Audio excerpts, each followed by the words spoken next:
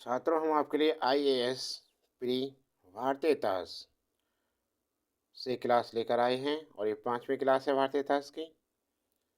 इसमें टॉपिक है ब्रिटिश प्रशासन एवं नीतियाँ। ऐसे छात्र एवं छात्राएं जिन्होंने अभी तक चैनल को सब्सक्राइब नहीं कर रखा है, चैनल को सब्सक्राइब कर लें। देखिए, आगे बढ़ते हैं। पहला प्रश्न दे रखा है कि सोचे फर्स्ट को सोचे सेकंड से सुमेलित कीजिए तथा सूचियों के नीचे दिए गए कोड का प्रयोग करते हुए सही उत्तर का चयन कीजिए।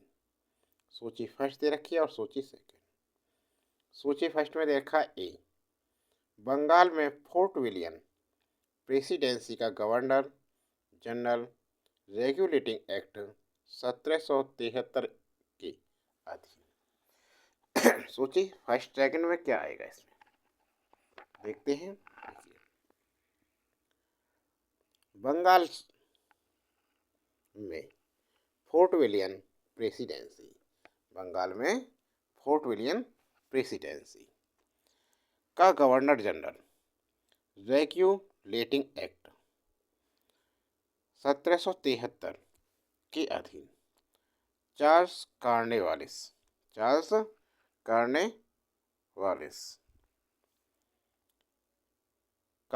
का दूसरा अर्ल और पहला मर्क्यूर भारत का गवर्नर जनरल। तो ये है सूची, इसमें पहला नहीं है, दूसरा नहीं है। और देखते हैं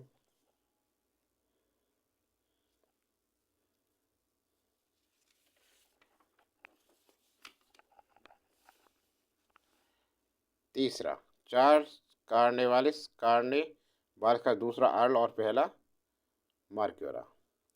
तो इसमें जो तीसरे वाला है बिल्कुल करेक्ट आएगा, ये वाला ए का ये तीसरे में सही आएगा।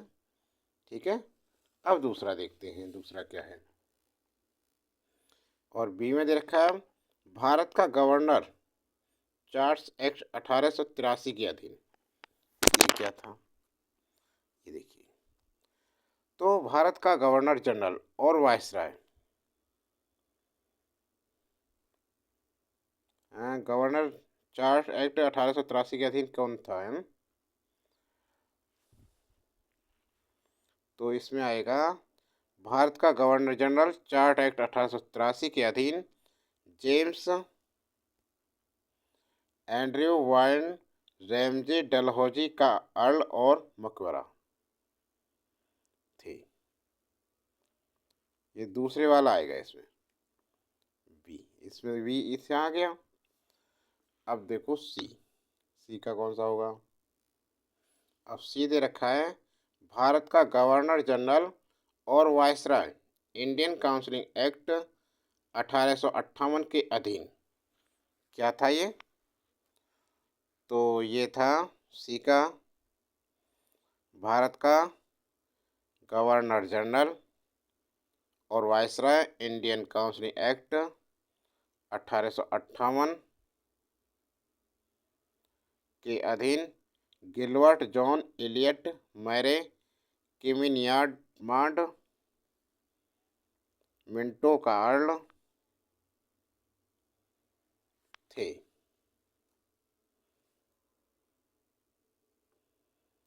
तो डी का चौथे वाला सही है, डी का। अब नहीं, सी का, ये सी का भारत का गवर्नर जनरल और वायसराय इंडियन काउंसिलिंग एक्ट 1858 के अधीन गिलबर्ट जॉन एलियट मरे किनिमांड मिंटो का अर्ल थे। ठीक है ना। अब डी देखिए, डी में क्या है। गवर्नर जनरल और सम्राट का प्रतिनिधि गवर्नमेंट ऑफ इंडिया एक्ट 1935 के अधीन। तो डी का गवर्नर जनरल और सम्राट का प्रतिनिधि गवर्नमेंट ऑफ इंडिया एक्ट 1935 के अधीन था लुई माउंटबेटन, बर्मा का अर्ल माउंटबेटन। ये तो देखो, ए का तीसरा बना और बी का बना दूसरा और सी का चौथा और डी का पाँचवा। तो 32 तीन है, ये तीन 32 45 कौन से विकल्प में है देखो। तो 32 45 आ रहा है विकल्प ए में। तो हमारा जो आंसर बना विकल्प ए कूट में सही आंसर बना ये। ठीक है, तो अगला प्रश्न देखिए, अगला प्रश्न क्या है। दूसरा प्रश्न भी है ऐसा ही है। सूची फर्स्ट को सूची सेकंड से सुमेलित कीजिए तथा सूचियों के नीचे दिए गए कोड का प्रयोग करते हुए सही उत्तर का चयन कीजिए। सूची फर्स्ट और सूची सेकंड देखिए ध्यान से। सूची फर्स्ट क्या है। सूची फर्स्ट में दे रखा कि बटलर समिति रिपोर्ट।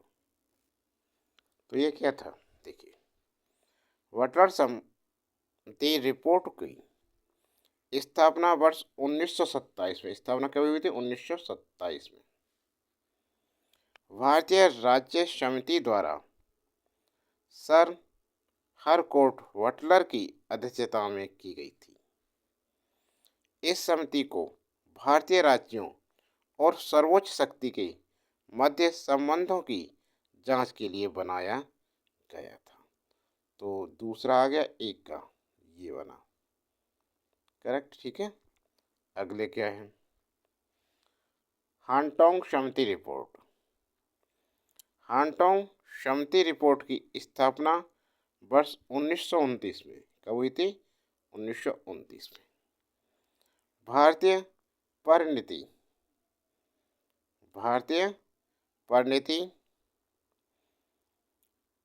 आयोग के सर फिलिप हॉन्टिंग के नेतृत्व में की गई थी। इस समिति का गठन शिक्षा के विकास पर रिपोर्ट प्रस्तुत करने हेतु किया गया था।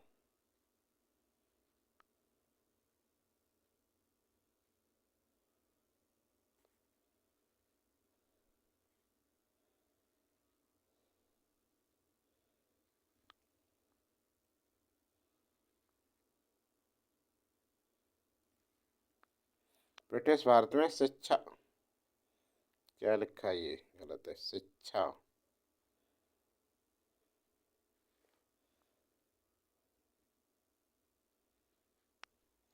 ब्रिटिश भारत में शिक्षा की अभिवृद्धि और चौथे वाला आएगा इसमें, ब्रिटिश भारत में शिक्षा की अभिवृद्धि और प्रगति की संभावना। बी हांगकांग समिति रिपोर्ट 1929 इससे संबंधित है नंबर 4 से। अब देखिए हंटर जांच समिति रिपोर्ट क्या थी। हंटर जांच समिति रिपोर्ट की स्थापना ब्रिटिश सरकार द्वारा 1 अक्टूबर 1919 1 अक्टूबर 1919 में की गई थी और ये की गई थी जलियांवाला बाग हत्याकांड की जांच के लिए इसकी स्थापना की गई। तो इसमें सी का आ गया पहला। ठीक है, अगला देखो मूडी मैन समिति रिपोर्ट। मूडी मैन समिति रिपोर्ट की स्थापना वर्ष 1924 में मॉन्टेग्यू चेम्सफोर्ड सुधार के द्वारा की गई। यह ब्रिटिश और भारत सरकार द्वारा आयोजित मूडी मैप के नेतृत्व वाली एक समिति थी। किसमें 1924। तो ये आ गया डी।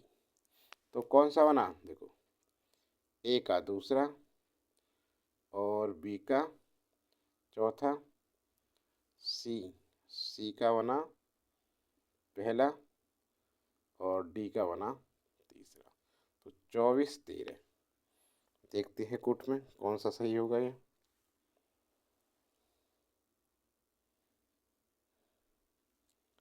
तो विकल्प डी बिल्कुल सही है कूट में 24 13।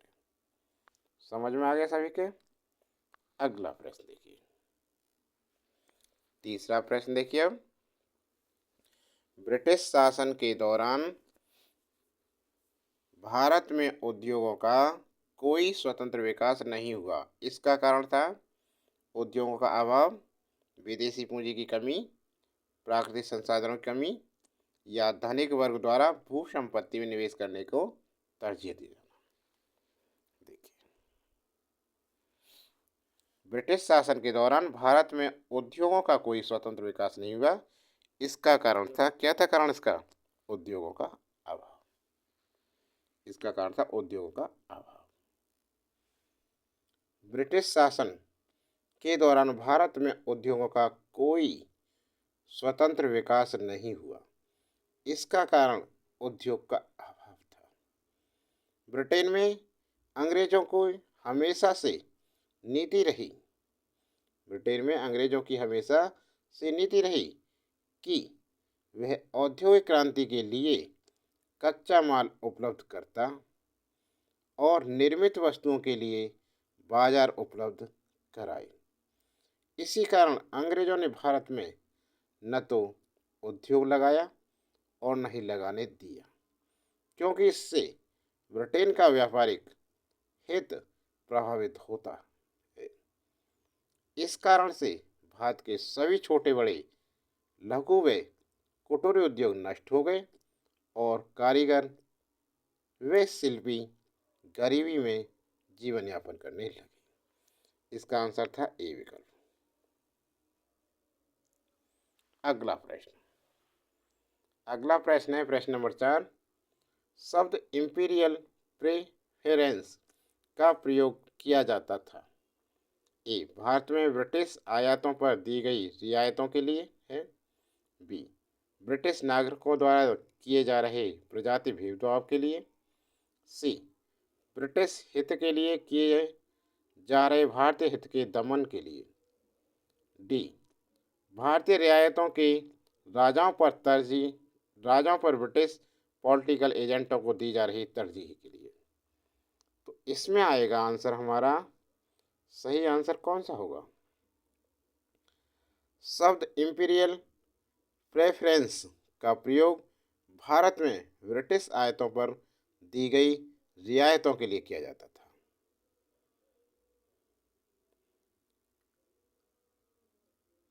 तो विकल्प ए इसका बिल्कुल सही आंसर हो गया। विकल्प ए इसका सही आंसर हुआ।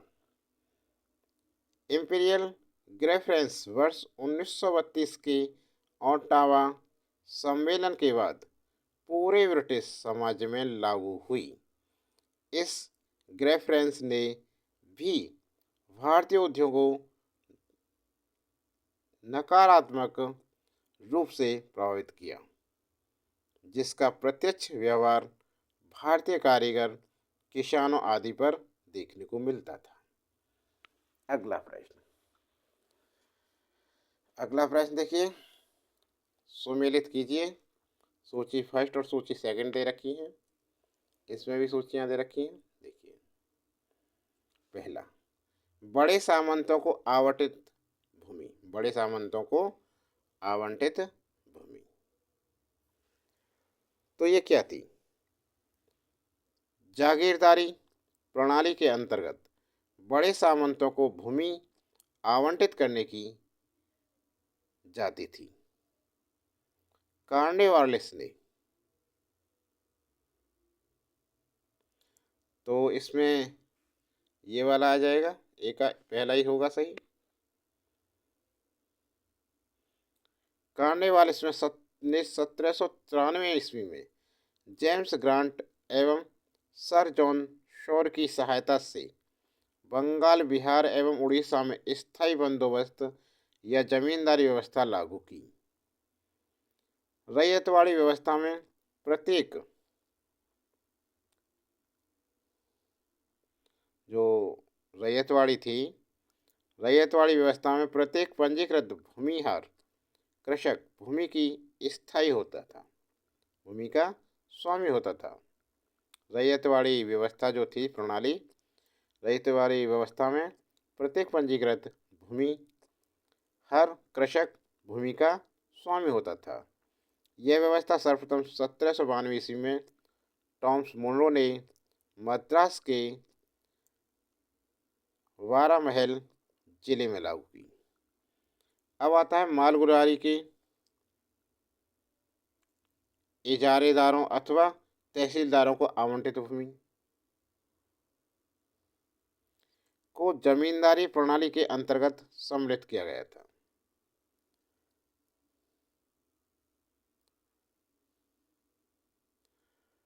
तो बी का हो जाएगा 4, ये बी में आ जाएगा जमींदारी प्रणाली, इसे कर लो। उपकिराएदारी पर देने, किसी भी रखने, हस्तांतरण करने, उपहार देने या विक्रय करने के अधिकार सहित प्रत्येक किसान को आवंटित भूमि रैयतवाड़ी प्रणाली के अंतर्गत आती। ये किस में आती है? रैयतवाड़ी में।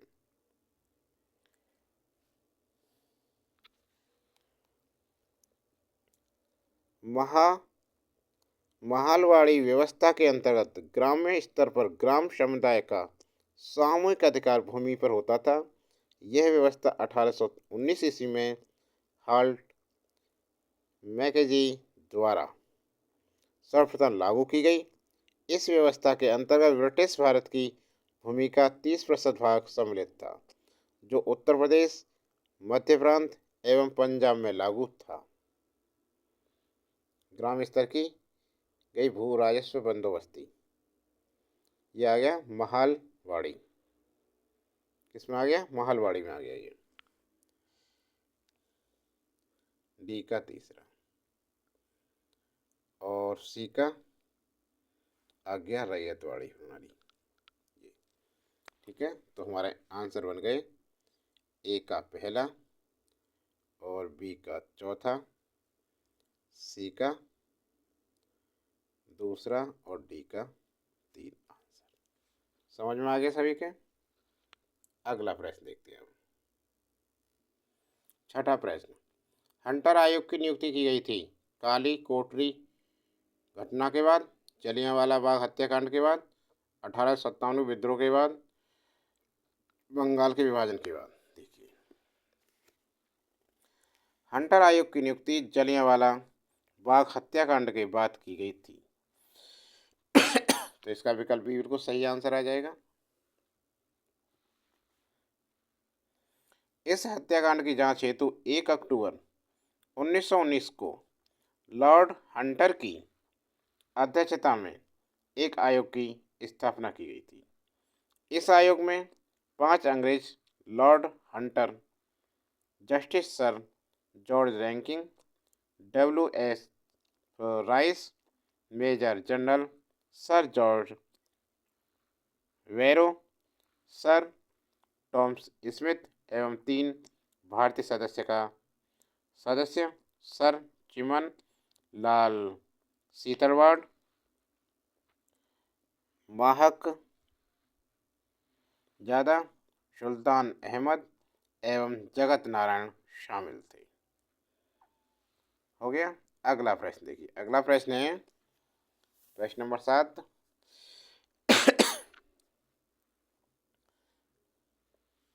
स्थायी बंदोबस्त 1793 ईस्वी के अंतर्गत जमींदारों से अपेक्षा की गई थी कि वे खेतीहरों को पट्टा जारी करेंगे। अनेक जमींदारों ने पट्टे जारी नहीं किए। इसका कारण था ए, जमींदारों के ऊपर किसानों का विश्वास था, जमींदारों के ऊपर कोई सरकारी नियंत्रण नहीं था, यह ब्रिटिश सरकार की जिम्मेदारी थी, या खेतीहरों की दिलचस्पी पट्टा प्राप्त करने में नहीं थी। क्या आएगा आंसर इसमें? तो इसमें आएगा कि जमींदारों के ऊपर कोई सरकारी नियंत्रण नहीं था। विकल्प 20 का सही आंसर बनता है।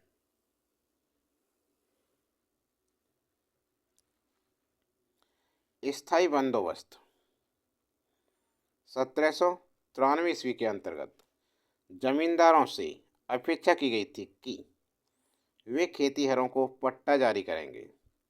अनेक जमींदारों ने पट्टे जारी नहीं किए। इसका कारण जमींदारों के ऊपर कोई सरकारी नियंत्रण नहीं था। कॉर्नवालिस ने बंगाल, बिहार एवं उड़ीसा में स्थायी बंदोबस्त व जमींदारी प्रथा को लागू किया। इस व्यवस्था के अंतर्गत जमींदार किसान से वसूले गई लगान का 10/11वां भाग सरकारी कोष में जमा करता था तथा शेष 1/11 भाग अपने खर्च, परिश्रम व दायित्व के लिए अपने पास रख लेता था। जमींदारों को भूस्वामी मान लिया गया तथा उन पर कंपनी का नियंत्रण समान था। उन पर जमीन नहीं, भूस्वामी मान लिया तो कंपनी का जो नियंत्रण था वो समाप्त कर दिया गया। इसके अतिरिक्त इस व्यवस्था पर कंपनी का कोई नियंत्रण नहीं था। अगला प्रश्न सुमेलित कीजिए। 2 सूचियां दे रखी हैं। बड़े सामंतों को आवंटित भूमि,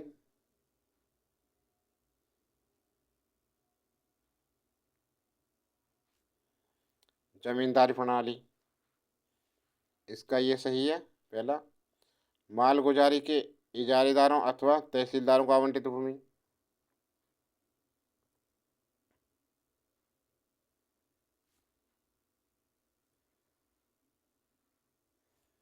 ये जमींदारी प्रणाली होती है।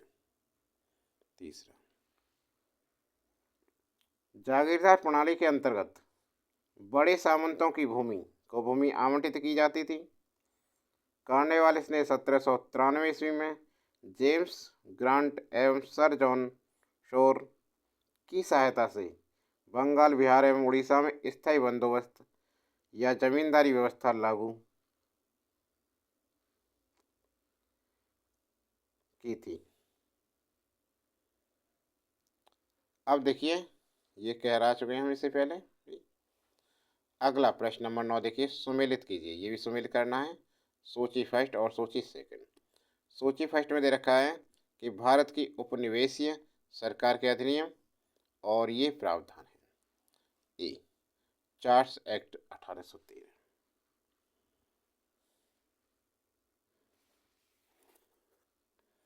तो ये क्या था? चार्ट्स एक्ट 1813 के द्वारा भारत में कंपनी का व्यापार एकाधिकार समाप्त कर दिया गया था। चार्ट्स एक्ट 1813 क्या आएगा? भारत में कंपनी का व्यापार एकाधिकार समाप्त कर दिया गया। एक का आएगा ये दूसरे वाला। अब है देखिए रेगुलेटिंग एक्ट। ये क्या था?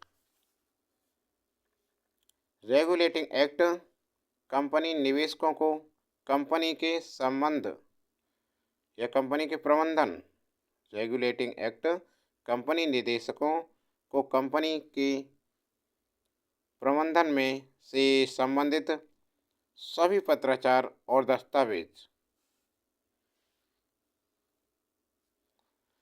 दस्तावेज ब्रिटिश सरकार को प्रस्तुत करने को कहा गया था। तो देखो ये रेगुलेटिंग एक्ट जो बी है कौन सा होगा? नंबर 4 वाला, कि कंपनी के निदेशकों को कंपनी के प्रबंधन से संबंधित सभी पत्राचार और दस्तावेज ब्रिटिश सरकार को प्रस्तुत करने को कहा गया। बी आ गया ये। अब रहा सी, देखिए एक्ट ऑफ 1858। तो एक्ट ऑफ 1858 के अंतर्गत क्या हुआ था? तीसरे वाला आएगा इसमें, शासन का अधिकार ईस्ट इंडिया कंपनी से ब्रिटिश क्राउन को हस्तांतरित कर दिया गया था। सो सी का हो गया तीसरे वाला सी। अब इसमें है पीट्स इंडिया एक्ट।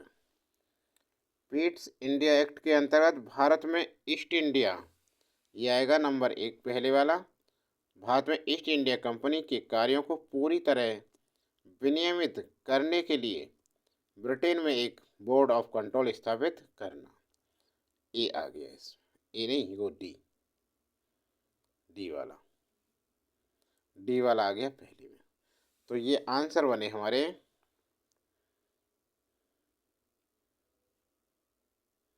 ए का दूसरा, बी का चौथा और भाई सी का तीसरा और डी का 1।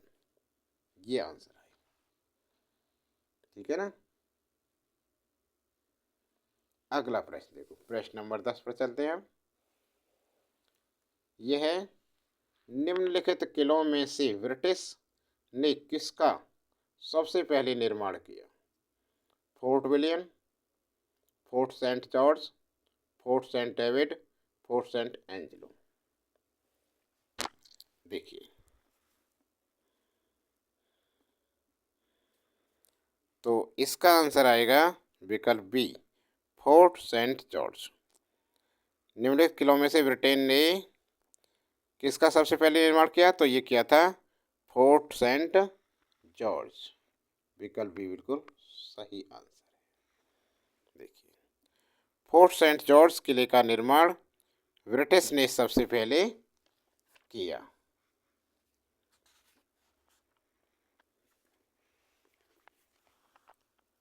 ब्रिटिश ईस्ट इंडिया कंपनी द्वारा सर्वप्रथम फोर्ट सेंट जॉर्ज किले का निर्माण 1644 में कब हुआ था? इसका 1644 ईस्वी में किया गया था। यह चेन्नई मद्रास में अवस्थित है। फोर्ट विलियम्स का निर्माण चार्ल्स मेयर के निर्देशन में 1700 ईस्वी में किया गया था। फोर्ट सेंट डेविस पूर्व में मराठा संपत्ति थी, जिसे मराठों ने 1690 ईस्वी में ईस्ट इंडिया कंपनी को बेच दिया था। फोर्ट सेंट एंजेलो का निर्माण केरल में पुर्तगालियों द्वारा इससे पहले वायसराय फ्रांसिस्को डी अल्मीडा द्वारा 1505 ईस्वी में किया गया था। समझ में आ गया? अब देखिए प्रश्न नंबर 11। प्रश्न नंबर 11 ध्यान से देखिए। इसमें है कि चार्ल्स एक्ट 1833 में निम्न प्रावधानों में से कौन सा एक नहीं था? निम्न प्रावधानों में से कौन सा एक नहीं था? ए, ईस्ट इंडिया कंपनी की व्यापारिक गतिविधियों पर नियंत्रण। सही है, ये तो था, नहीं था पूछ रहा है। बी, काउंसिलिंग में परम सत्ताधारियों के पदनाम को भारत के गवर्नर जनरल के पदनाम में बदलना। सी, काउंसिलिंग के गवर्नर जनरल को विधिकर्ता की सभी संपत्तियां प्रदान करना। नहीं। डी, गवर्नर जनरल को काउंसिलिंग में विधि सदस्य के रूप में एक भारतीय की नियुक्ति। ये गलत है, तो यही हमारा आंसर होगा विकल्प डी।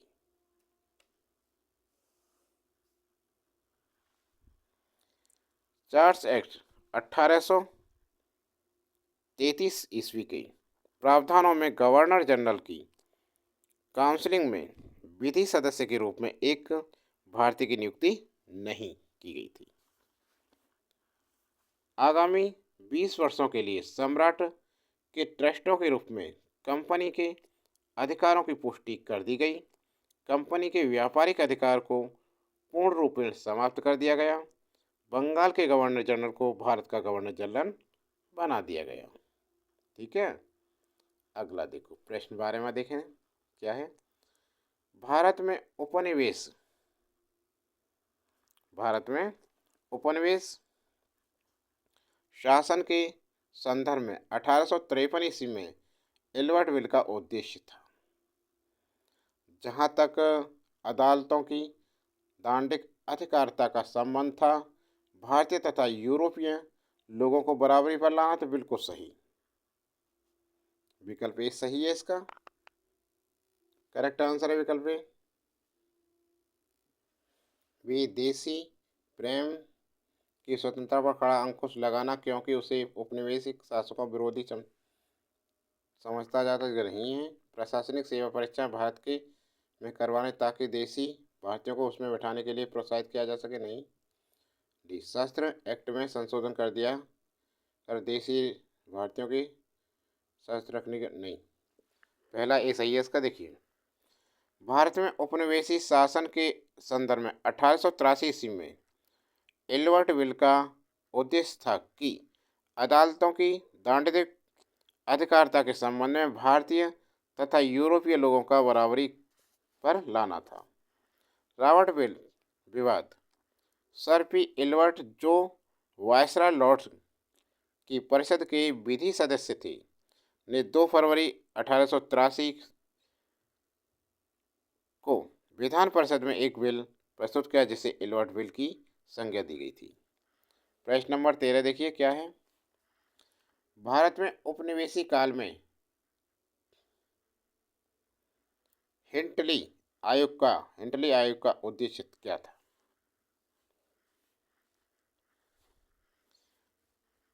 ए, राजनीतिक सुधारों के लिए भारत की क्षमता का पुनरीक्षण। बी, श्रमिकों को मौजूदा परिस्थितियों पर प्रतिवेदन कर सिफारिशें प्रस्तुत करना। सी, भारत में वित्तीय सुधारों के लिए योजना को तैयार करना। डी, भारत में प्रशासनिक सेवाओं के लिए विस्तृत पद्धति विकसित करना। देखिए, भारत में उपनिवेश काल में हिटली आयोग का उद्देश्य श्रमिकों की मौजूदा परिस्थितियों पर प्रतिवेदन कर सिफारिशें प्रस्तुत करना था। विकल्प बी बिल्कुल सही आंसर है इसका।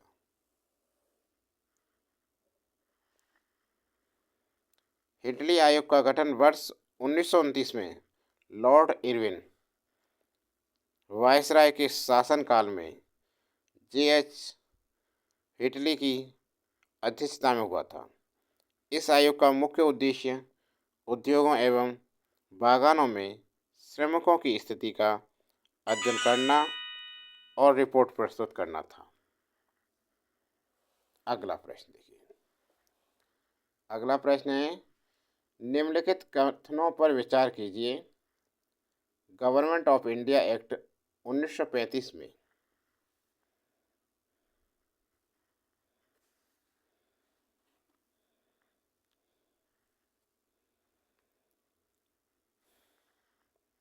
एक, प्रांतीय स्वशासन का उपवन था। 2, एक संघीय न्यायालय फेडरल कोर्ट की स्थापना की उपवन था। 3, केंद्र में अखिल भारतीय संघ का उपवन था। उपरोक्त में से कथनों में से कौन से कथन सही है? तो देखो, इसमें तीनों ही सही हैं, तो विकल्प डी इसका सही आंसर आएगा। देखिए, वर्ष 1935 में भारत सरकार अधिनियम के द्वारा प्रांतों की द्वैत शासन के स्थान पर प्रांतीय स्वशासन मिल गया।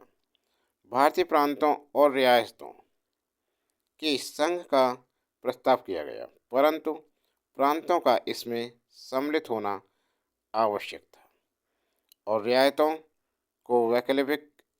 इस अधिनियम के द्वारा एक संघीय न्यायालय की व्यवस्था की गई, जिसकी संविधान की व्याख्या का प्राथमिक तथा पुनः विचार अधिकार क्षेत्र दिया गया। तो विकल्प डी तीनों सही हो जाएंगे इसमें कि प्रांतीय स्वशासन का उपवन था, सही है। एक संघीय न्यायालय फेडरल कोर्ट की स्थापना का उपवन था, बिल्कुल सही। केंद्र में अखिल भारतीय संघ का उपवन था। समझ में आ गया सभी के? तो छात्रों, ये क्लास कैसी लगी आपको? क्लास अच्छी लगी हो तो लाइक कीजिए, अभी तक लाइक नहीं किया वीडियो को। और इन क्लासों को, इससे पहली क्लासों को देखने के लिए चैनल की प्लेलिस्ट बनी है, उसमें जाकर देखें। IAS सामान्य अध्ययन। तो आज के लिए इतना ही, अगली क्लास जल्दी लेकर आएंगे। चलते हैं जब तक।